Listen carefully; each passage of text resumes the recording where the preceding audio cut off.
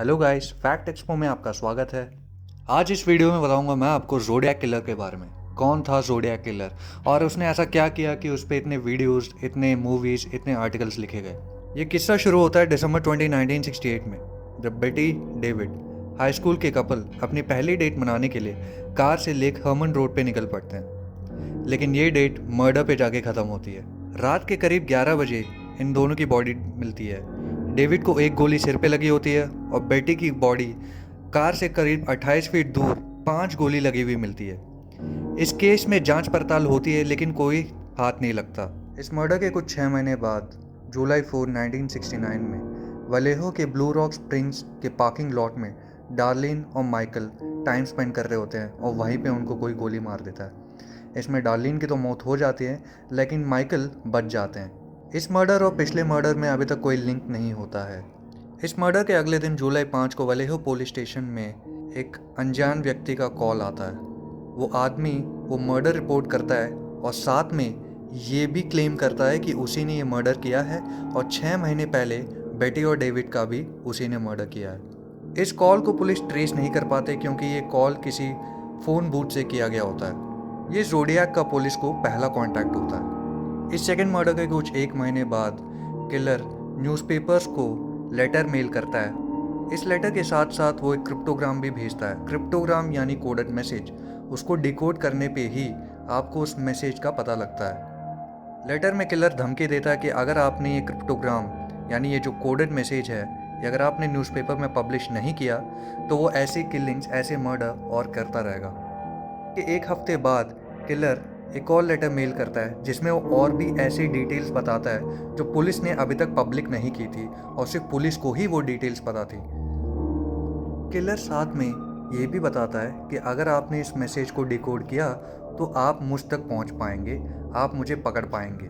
8 को ये message finally decode हो जाता है लेकिन इसमें किलर की कोई डिटेल्स नहीं होती, पर किलर के मानसिक स्वास्थ्य के बारे में पता लगता है।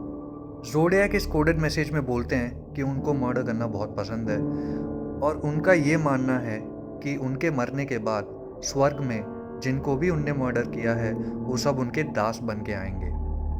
साइकोलॉजिस्ट का कहना है ये किसी ऐसे आदमी का काम है जो स्प्लिट पर्सनालिटी से जूझ रहा है।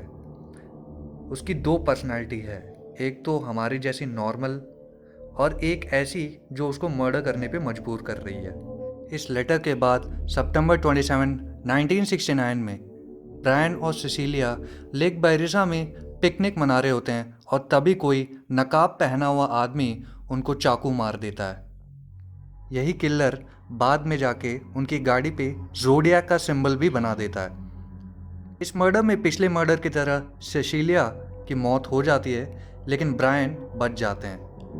ब्रायन और माइकल यही 2 आदमी हैं जो ज़ोडिएक किलर से मरते मरते बचे होते हैं। इस मर्डर के बाद अक्टूबर 11 1969 में पॉल स्टाइन नाम के कैब ड्राइवर को उनके पैसेंजर गोली मार देते हैं, उनके वॉलेट चुरा लेते हैं और खून से लदा हुआ शर्ट का एक टुकड़ा भी फाड़ के लेके जाते हैं। मर्डर हो रहा होता है, वहीं पे आसपास 3 बच्चे खेल रहे होते हैं और वो ये मर्डर होते हुए देख लेते हैं और पुलिस को इन्फॉर्म कर देते हैं। ज़ोडिएक किलर एक गोरा आदमी था।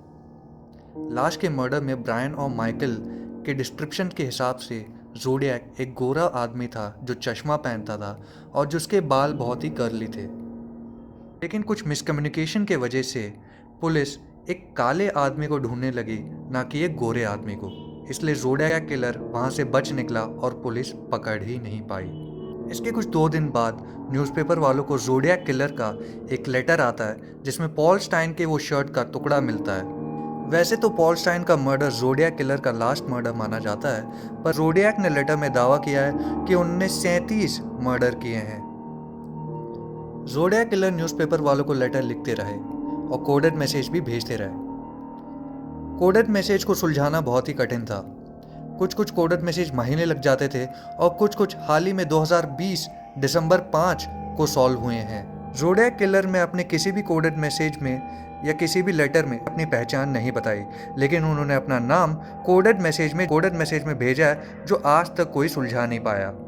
ज़ोडिएक किलर के मर्डर केस में 2500 से ऊपर लोग पकड़े गए थे लेकिन कोई सबूत ना मिलने की वजह से उन सबको छोड़ना पड़ा। इन सारे लोगों में से लेकिन पुलिस को एक आदमी पे सबसे ज़्यादा शक था और वो था आर्थर ले एलन। आर्थर ज़ोडिएक की वॉच पहनते थे और वो अपने आप को ज़ोडिएक कह के बुलाते थे। आर्थर के घर से पुलिस को एक खूनी चाकू मिलता है जिससे वो जानवरों को और कीड़े मकोड़ों को टॉर्चर करते थे। तो और ब्रायन और माइकल जिनने ज़ोडिएक मर्डरर को करीब से देखा होता है वो आर्थर को ही ज़ोडिएक किलर बताते हैं। क्या आर्थर ही ज़ोडिएक किलर थे? नहीं।